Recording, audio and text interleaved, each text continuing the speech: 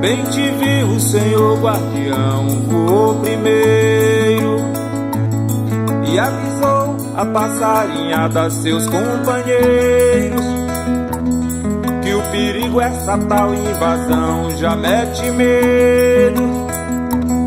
Fez até tu e o preguiçoso sair mais cedo. Pienso partir un poco desde los años de la dictadura en Brasil, en donde la Iglesia ha tenido realmente un papel estratégico por los eventos de esos años.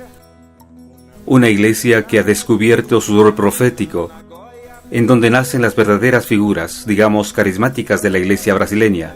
Recordemos a don Helder Câmara, don Scheider, y con todos los teólogos de la teología de la liberación que dieron un impulso desde el punto de vista de opciones mucho más directas de la Iglesia con el pueblo que sufría, y que por consiguiente todavía hoy nosotros hemos heredado de esos padres de la Iglesia brasileña, esta herencia de donde se nos permite también a nosotros como combonianos tener, reflejar, profundizar un tipo de presencia aquí en Brasil. Una Iglesia que ha hecho elecciones históricas, colocándose precisamente junto a los pobres y con esta característica, o sea, que el compromiso de la evangelización sea también un compromiso político para rescatar a las personas de la situación de esclavitud, de muerte y de violencia, y sobre todo para liberar también al Brasil del régimen militar. Tan es así que esas personas que he nombrado anteriormente son personas claves para entender también la democratización del Brasil que ocurrió luego en 1985. Por consiguiente, una Iglesia que realmente ha hecho y ha desarrollado un papel muy importante en la coyuntura política social del Brasil, y de la cual hoy en día muchas personas, muchos líderes políticos, sindicales, son el fruto de estas luchas que la Iglesia ha llevado a cabo. Siempre en este periodo quisiera destacar las comunidades eclesiales de base que nacen y que por lo tanto viven todas ellas el progreso dentro de esta opción preferencial por los pobres.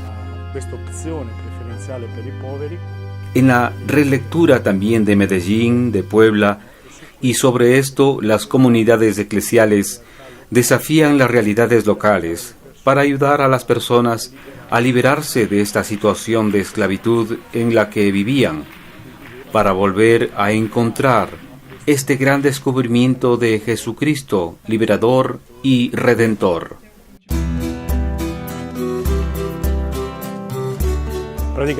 Prácticamente cuando los combonianos llegaron para ponerse al servicio de la iglesia local, cuando llegaron aquí al noreste en 1950, el nuncio nos había pedido que ayudemos a la iglesia del sur del Marañón a desarrollarse, tanto desde el punto de vista estructural como también desde el punto de vista ministerial, y también para organizar las diversas comunidades, las diversas parroquias y las diversas situaciones que prácticamente no había ninguna. Y nosotros como combonianos habíamos iniciado todo un trabajo pastoral de evangelización allá en Balsas. Y entonces prácticamente la diócesis de Balsas nace con nuestra presencia. En 1970, junto con la Conferencia Episcopal Brasileña, los obispos del noreste, sobre todo Don Pelé, se propusieron aceptar el reto de asumir las periferias y asumir aquellos trabajos con las realidades más pobres, que eran en ese momento los indios y las comunidades de afrodescendientes.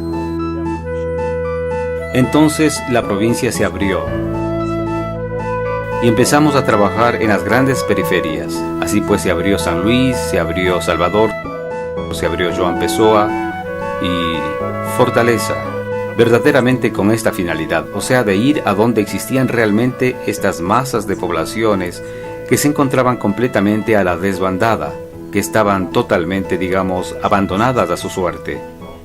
Y por consiguiente, se han destinado estas dos pastorales a estas periferias. Y de allí partió un trabajo ya sea religioso o social. En efecto, en todas las realidades en donde hemos estado o donde estamos ahora, tenemos una presencia en la que no solamente nos ocupamos, digamos, de un discurso de evangelización, o sea, del anuncio de Jesucristo, y por ende de la Biblia y todo. Por otra parte, este anuncio evangélico se transforma en actividad social y se convierte en una atención, en una compasión por aquellos que trabajan y por aquellos que viven en esta realidad, para ayudar a esas personas a ser los protagonistas de su transformación de su vida. Y de allí prácticamente hemos tomado como compromiso todo el trabajo con los niños y adolescentes de la calle, trabajos con la juventud, trabajos con la pastoral obrera, la pastoral carcelaria, todas las situaciones puntuales, o sea, pastoral y social, en donde hemos dado nuestra contribución en los años 90, la provincia cambia un poco la metodología misionera. Si hasta ese momento lo que nos preocupaba eran un poco las diferentes actividades, las diversas, digamos, realidades sociales, en los años 90 sentimos una necesidad: reprogramar la provincia a partir de un eje central y sobre todo a partir de una relectura bíblica del buen samaritano. Es decir, tomamos la metodología que encontramos en el fragmento de Lucas 10. Nosotros lo hemos readaptado a aquello que era un poco nuestra realidad del Nordeste, porque nos dimos cuenta de que muchas veces las respuestas ya no eran conforme a aquello que era nuestra realidad. Un samaritano que iba de camino vino cerca de él, y viéndole, fue movido a misericordia, y acercándose vendó sus heridas, echándoles aceite y vino, y poniéndole en su cabalgadura, lo llevó al mesón, y cuidó de él. Entonces Jesús les dijo: ve y haz tú lo mismo.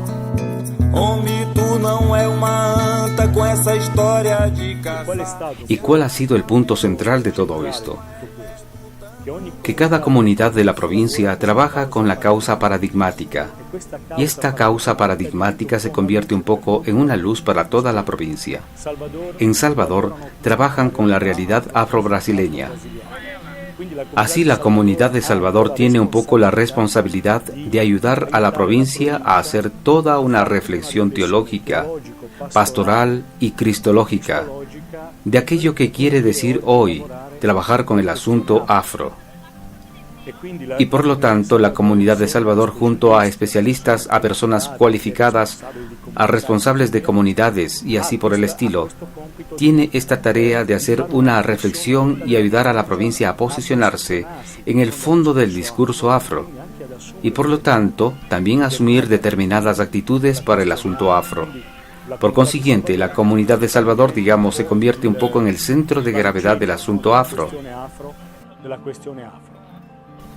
La comunidad de João Pessoa, a nivel paradigmático, trabaja con los derechos humanos y con la economía de la sustentabilidad.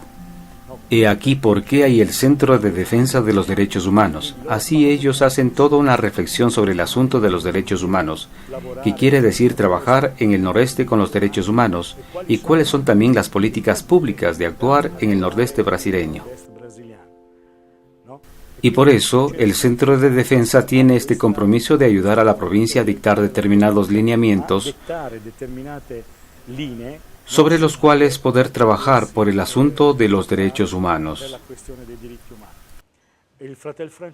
El hermano Francisco trabaja sobre el asunto de los recogedores de basura, o sea, sobre las personas que recogen basura. No es tanto el discurso de recoger la basura o también, digamos, reciclar lo que se recoge.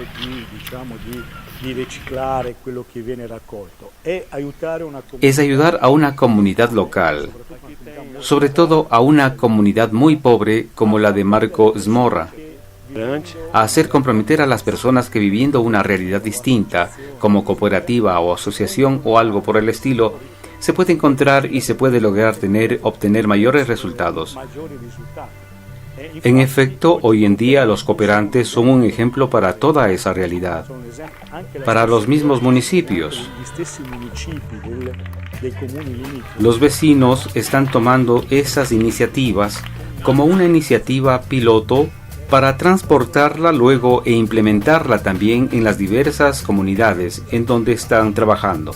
De esta manera, trabajar es un discurso de economía sostenible, del concepto de economía sostenible.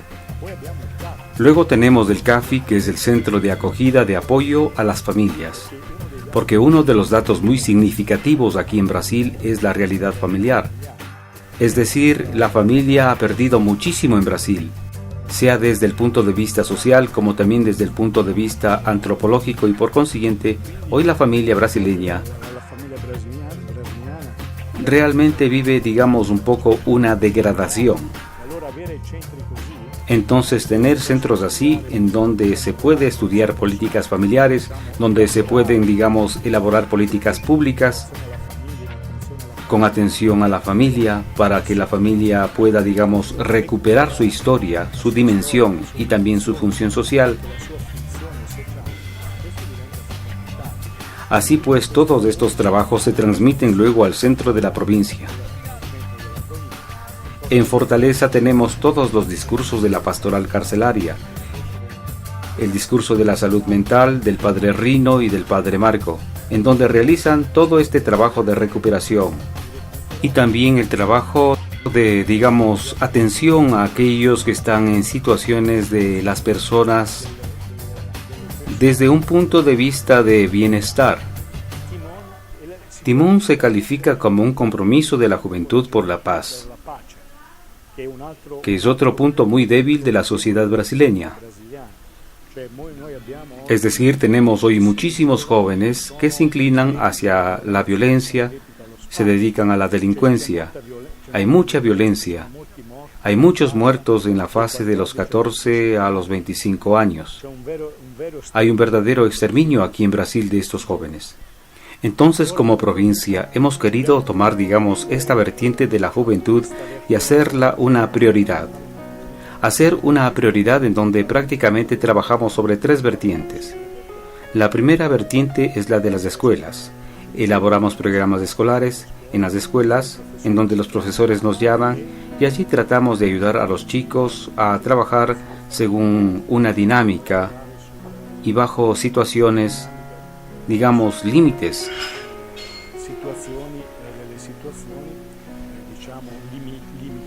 Y procuramos desbaratar esas relaciones violentas para introducirles luego en una dimensión de paz. La otra vertiente es con las escuelas, es decir, con las universidades, donde prácticamente hoy somos consultados también por las diversas universidades para preparar para cursos pedagógicos para la educación para la paz. El tercer aspecto es aquel de trabajar con diversos centros de defensa de la juventud, de los derechos de la juventud, sobre el asunto de las políticas públicas relacionadas con la juventud, es decir, sobre la educación, sobre el trabajo, su primer empleo y cosas por el estilo. Son etapas muy importantes que han dado una cierta connotación al centro de Timón. Más allá del proyecto que hay y del trabajo pastoral que hay para estos muchachos pobres de esa área deprimida que hay en el proyecto. También allí hay todo un discurso de coligamiento, de enlace, entre el proyecto Juventud y el proyecto, porque el proyecto lo hemos hecho para que se constituya un poco en el taller de las elecciones pedagógicas, en donde trabajamos determinadas realidades para ver luego si son válidas o no válidas, si dan respuestas o no dan respuestas. En Açailândia trabajamos más sobre el medio ambiente, o sea, sobre la situación ecológica, y hemos abierto esta campaña para sensibilizar a la comunidad internacional y también nacional con respecto a las situaciones de evaluación que esta compañía minera, la segunda compañía minera del mundo, está haciendo, como decimos, a lo largo de la línea férrea. Por lo tanto, esta campaña pretende emancipar a las comunidades que se encuentran a lo largo de la vía férrea, y no solo a ellas, sino también a nivel internacional. porque la evaluación puede tener una actitud mucho más ética, sea en la parte de la explotación minera como también de las poblaciones a las que afecta con su trabajo. En San Luis está un poco esta realidad pastoral y está el trabajo de la provincia, de la coordinación provincial.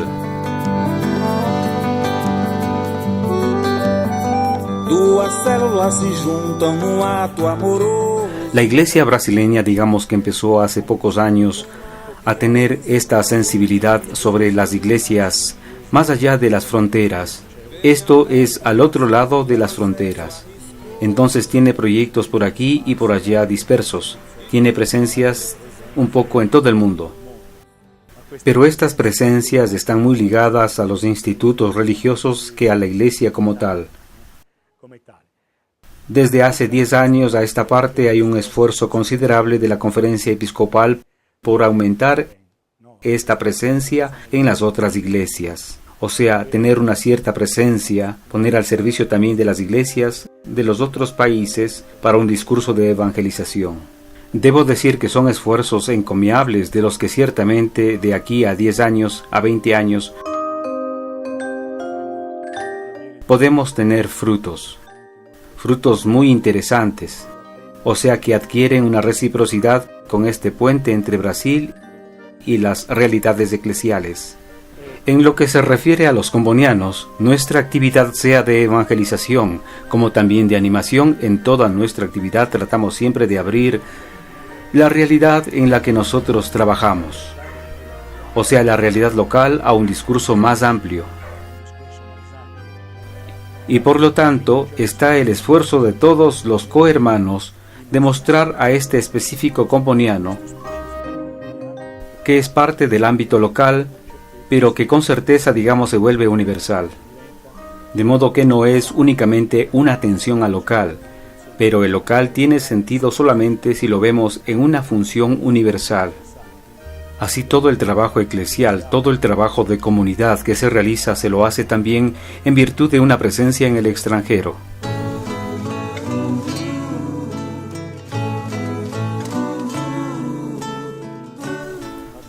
Otra cosa que se está haciendo, se está tratando de sacar adelante, es el asunto de la inversión en los laicos.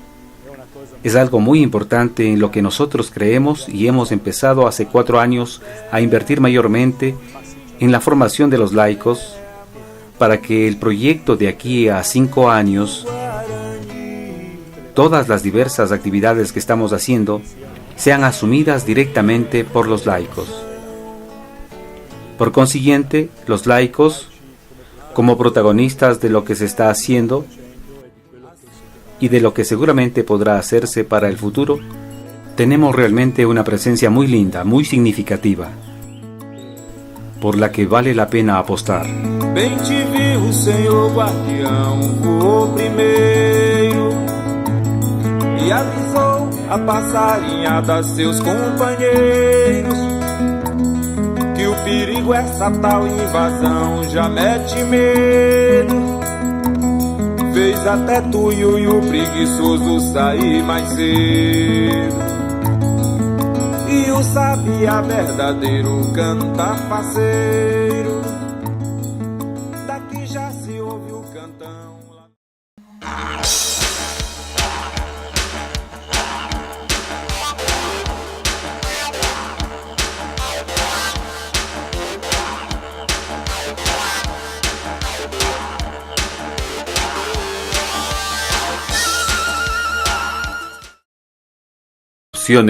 Mucho más directas de la iglesia con el pueblo que sufría y que por consiguiente todavía hoy nosotros hemos heredado de esos padres de la iglesia brasileña, esta herencia de donde se nos permite también a nosotros como combonianos tener, reflejar, profundizar un tipo de presencia aquí en Brasil. Una iglesia que ha hecho elecciones históricas, colocándose precisamente junto a los pobres y con esta característica, papel muy importante en la coyuntura política social del Brasil, y de la cual hoy en día muchas personas, muchos líderes políticos, sindicales, son el fruto de estas luchas que la Iglesia ha llevado a cabo. Siempre en este periodo quisiera destacar las comunidades eclesiales de base que nacen y que por lo tanto viven todas ellas el progreso dentro de esta opción preferencial por los pobres. En la relectura también de Medellín, de Puebla,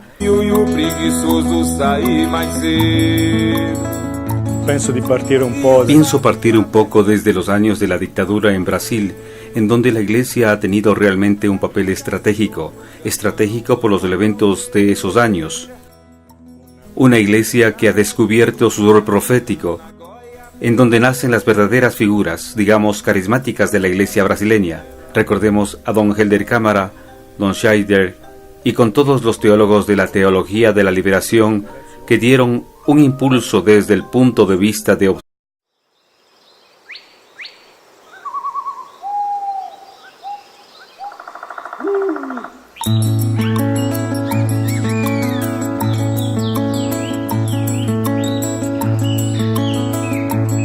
Bem te vi, o Senhor guardião voou primeiro e avisou a passarinhada seus companheiros que o perigo, essa tal invasão já mete medo, fez até tu.